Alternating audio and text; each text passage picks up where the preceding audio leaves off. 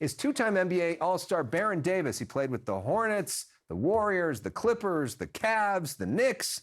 He's also the founder of Business Inside the Game and a big actor right now. A lot to talk about with you.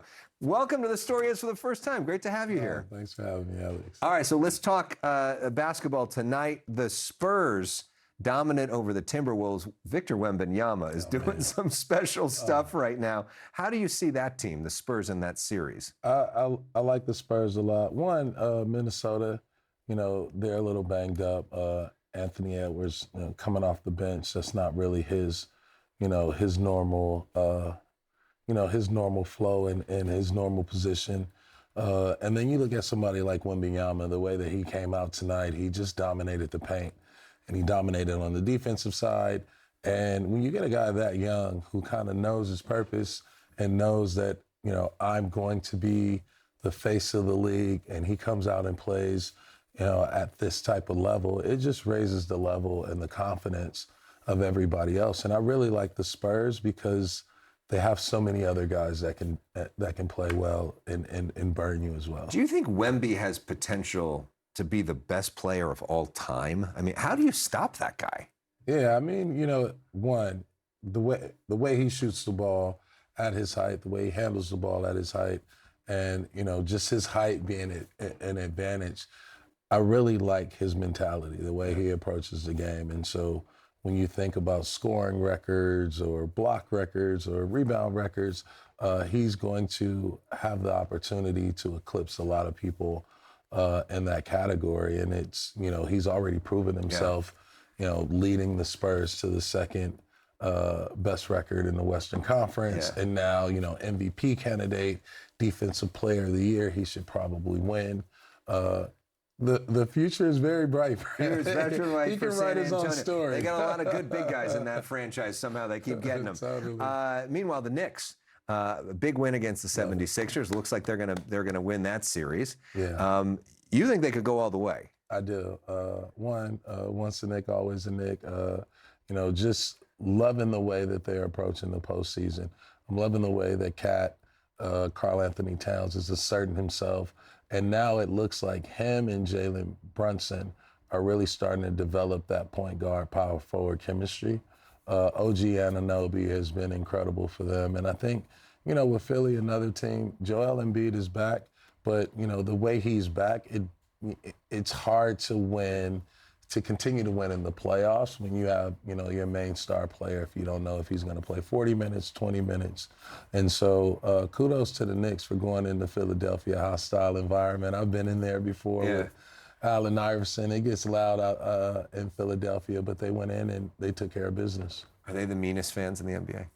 Philadelphia? Yeah. Pretty much. Yeah. Maybe some Boston. other ones up there. Yeah, Boston. Let's talk about the Lakers, because we're here in Los Angeles right now.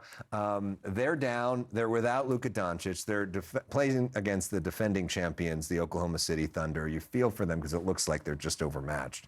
But there's been a lot of people complaining about the refs, including the Lakers had a meeting with the refs after the game, which I've never seen anything like that. You ever seen anything like that? I haven't. Do you think the Lakers have a point in terms of the refs? Well, I say this, if the ref took the time to actually listen to what they were saying and spend that much time after the game, then there had to be, some kind of accountability that they were listening to and taking.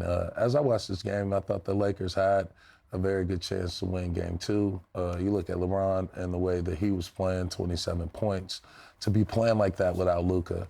I think the difference is, like, the play calling was, just kind of throwing the game off of its vibe, and I say was more in favor in OKC because they knew how to respond.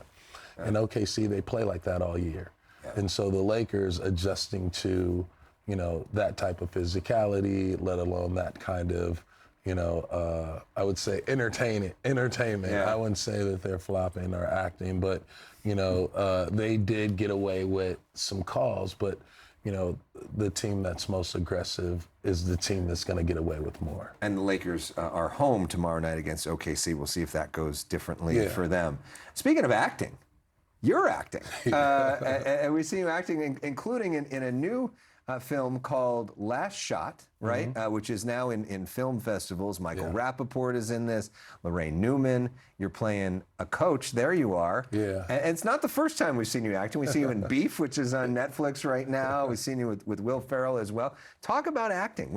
How that is for you, how that feels, and a little bit about this film. This is a great movie. Shout out to Jamie Presley. Shout out to Todd Freeman, Dylan Freeman, who's the star, the kid star. It's really a coming-of-age story around a kid who loses his father, hasn't reconnected or really had a connection with his mother. And so, you watch this movie from a kid's perspective, and it's like, hey, basketball is a great vehicle of communication and a great bonding experience. And, I thought Jamie did an excellent job. And then for me, just as an actor, I get a chance to play the coach. I was trying to channel, am I Larry Brown today? Am I Doc Rivers today? But it was so fun working with the kids. And I think for me, acting is, something that's fun, it's natural. I get to learn a lot. Similar to basketball, I get to learn a lot from the people who are great at what they do, great at their crafts. And, for me, it's just continuing to get more reps up, It's perfect for an LA kid, right? Yes, and now you got the Raider hat on. You're hosting Raider Talk, too, coming up this next season.